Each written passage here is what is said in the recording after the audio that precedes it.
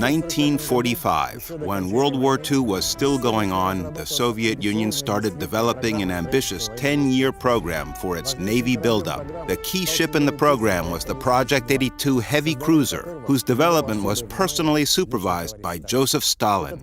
This cruiser was to become a symbol of the country's might, a calling card for a superpower.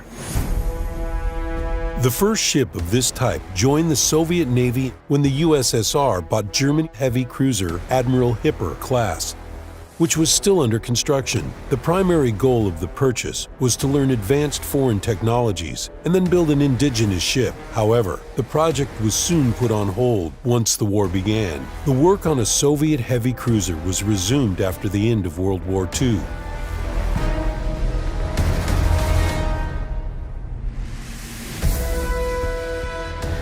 New operational requirements were put together. The Navy's Shipbuilding Research Institute and the Shipbuilding Ministry's Central Design Bureau made numerous preliminary variants of the Project 82.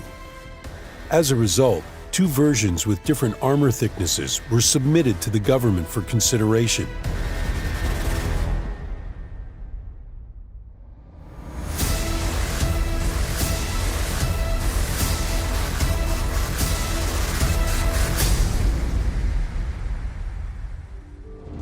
In March 1948, the disputes were resolved personally by the Soviet leader, who approved the most powerful variant. Later on, Stalin regularly supervised the design and construction process for these ships. His comments and suggestions were viewed as orders and immediately reflected in design specifications. In terms of her design, the Project 82 outmatched any heavy cruiser in the world.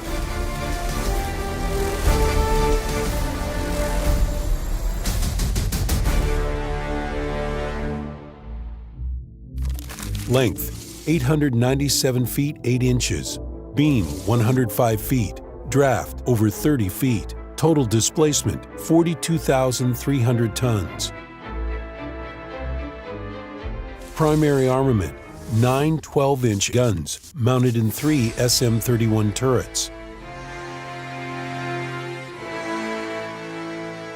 Dual-purpose artillery, 6 BL-109A twin turrets, caliber 5.1 inches.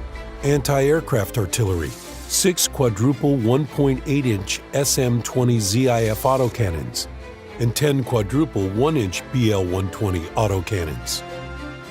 Armor, main armor belt, 7.1 inches. Total thickness of 3 armored decks, 5.7 inches. Main turrets, from 4.9 to 9.8 inches. Coning tower, 10.2 inches. Anti-torpedo protection consisted of 4 lengthwise bulkheads. In addition, it was the first time that Russian shipbuilders implemented 3-layer armor protection for the bottom. As a result, the hull was to sustain an explosion of 500 kilograms of TNT. Power plant, 12 boilers and 4 geared turbines producing 280,000 horsepower.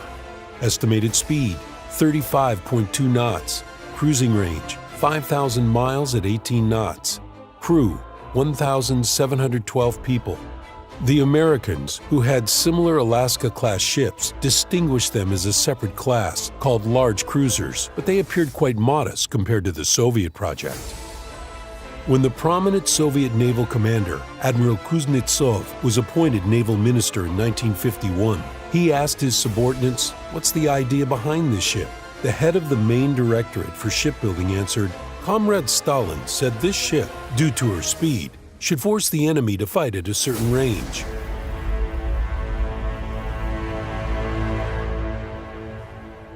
Naval Minister Nikolai Kuznetsov believed the Project 82 was not worth the funds spent on her construction.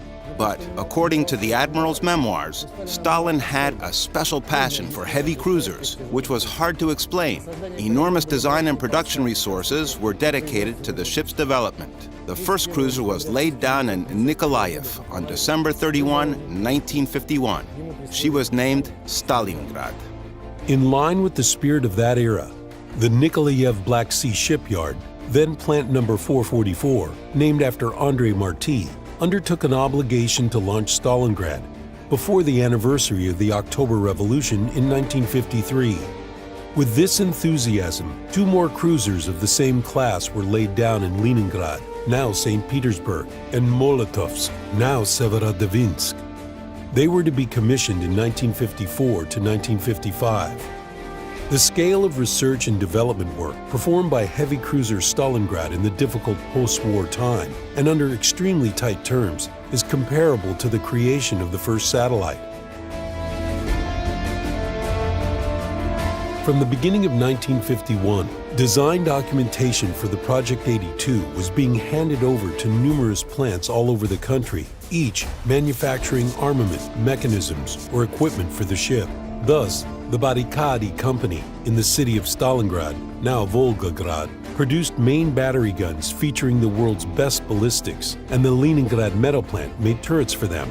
Turbine manufacturers in Kharkov and Kaluga supplied the cruiser with the world's most powerful power plant.